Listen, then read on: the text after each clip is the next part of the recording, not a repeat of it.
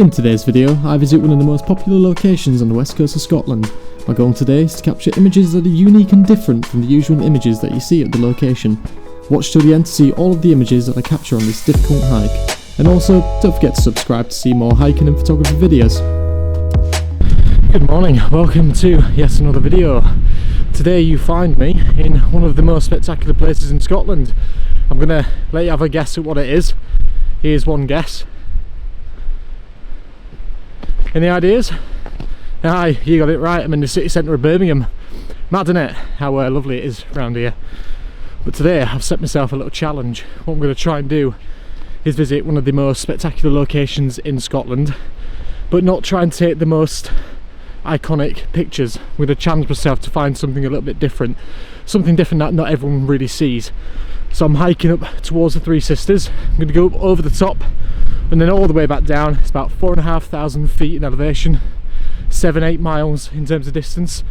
So it's a hell of a slog. I'm wrapped up to high heaven, 3 layers on top, 2 layers on the bottom, got leggings underneath as well. And yeah, let's see how it goes. It is important to note that if you do consider hiking through Glencoe, that to give yourself plenty of time, because it took me 7.5 hours to complete this whole hike, even though I was running back and forth for the camera and trying to get some video shots, but it will take a good 6 or 7 hours to do the complete hike that I managed to do. I'm struggling to hold my camera because I've not brought my tripod. So here, I've been here before already. I've done this same walk and it goes in between one of the Three Sisters, right through the hidden valley, all the way over the top. I'm not even going to pronounce what the names are because I have no clue. And then all the way back down again. And I've been here before with my friends and I've captured a few images and I'll pop them on screen in just a second. It's sort of given me the idea to come back up here again because I absolutely do love this area, but it's very busy. And I'm not a massive fan of busy areas, and it does sort of go against my previous video what I made, where I avoid all the popular locations. Now, I'm at a really popular location, you know, one of the busiest in Scotland. Oh, hey up, hey up. But I do want to try and capture some of the hidden details, if you pardon the pun, of the hidden valley. Hidden details in what's around Glencoe rather than just the same picturesque sort of locations. Typically, a lot of people come to Glencoe, they'll park at the bottom, they'll go up to the hidden valley, but then they won't really go any further. And I'm carrying 3 lenses, including the one I've got my camera here. I've got some sticks. I've not brought my tripod because I couldn't be bothered. It's just too much weight.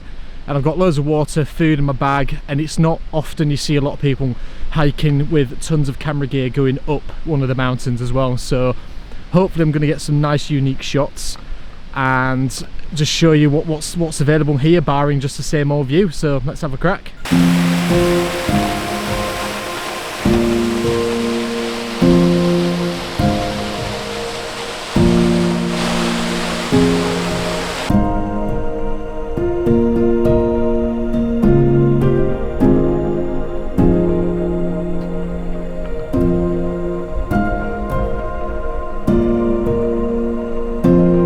So I've just arrived here at the hidden valley.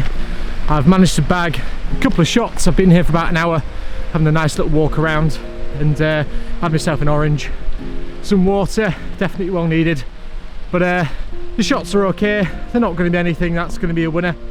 But this idea of the video is just to have a nice little walk really, and just have a nice little explore and see if we can get any unique shots. So I'm going to head further up the hill, get right to the top and see if there's anything up nice up there.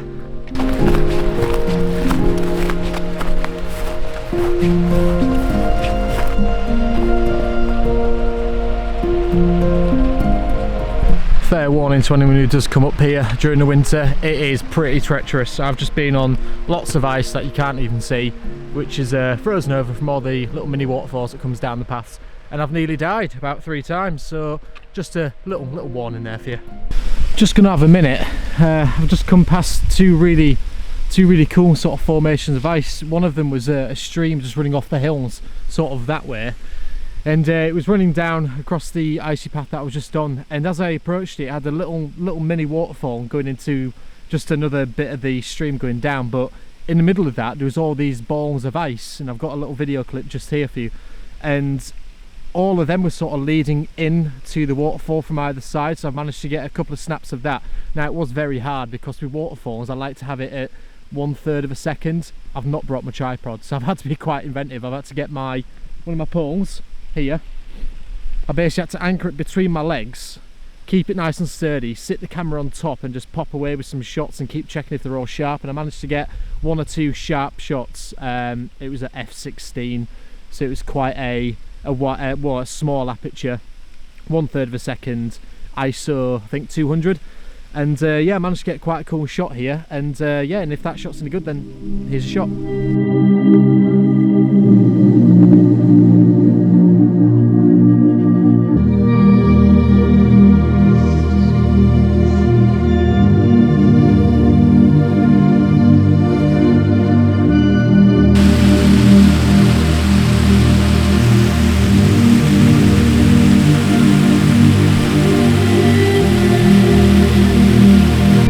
So I'm currently about halfway up the scree slope, if you would, which is going all the way to the top up there. So I'm currently about halfway up, but the views are absolutely amazing. It's blue sky. I can just see, I think, Ben Nevis in the background, and that's got snow on the top, which is really nice. But it is ridiculously icy. I've got Scarpa GTX Ranger boots, I think they are. Really good boots, but Christ, they're not good when it's wet. Bloody hell, nearly went over then. They're not good when it's wet. Any bit of ice, these boots are just gone. So glad I got these poles because they're really helping me out going up this massive hill.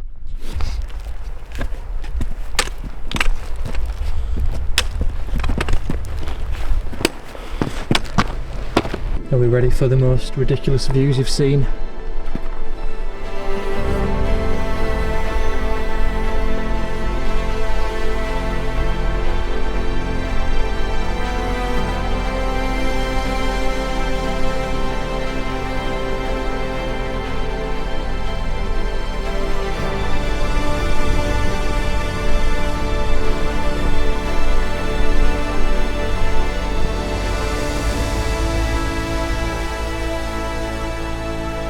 This is perhaps one of the greatest views I've ever had. I'm about 1,000 meters up, it's clear sky, it's blue, and there is an incredible inversion just below me, and there's not a drop of wind, so it's just the perfect conditions. I've never seen this in Glencoe ever.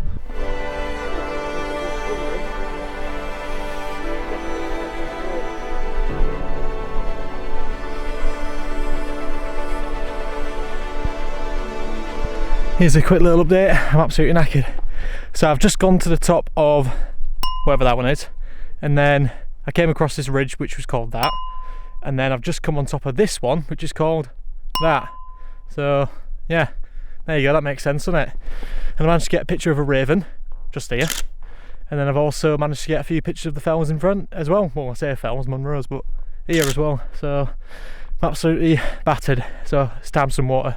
I've been out for about 6 hours now and the light is fading fast. Hang on, let me just have it for a minute. At this point, I had been hiking for 6 hours, and yes, I know the video doesn't convey that, but at the time I was more bothered about getting down since I had limited time before it went dark. That being said, if you do hang around to the end of the video, you see all of the images that I've captured which show the incredible views from the top. Now, let's get back to the video. As you can see, sort of setting behind me just over those hills over there. I'm probably about an hour and a half back away from the car, but the views are incredible. I'm looking at Ben Nevis and the shadow of all the hills is being cast over all of Ben Nevis, and it's just looking absolutely amazing.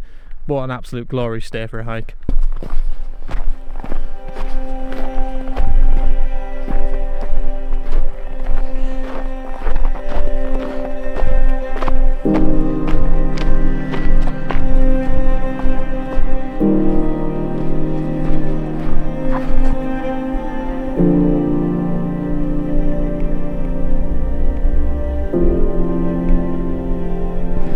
I'm gonna have to start wrapping up now because it is getting a bit dark and I need to get back down now. So thanks for watching. If I get any more pictures, I'll put them in a little montage at the end. And it's been an absolute amazing day.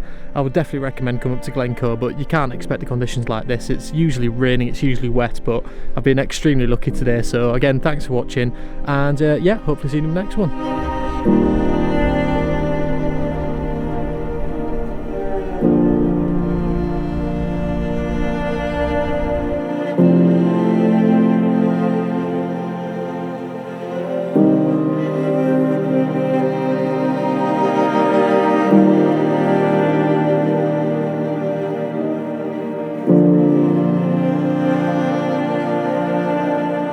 you.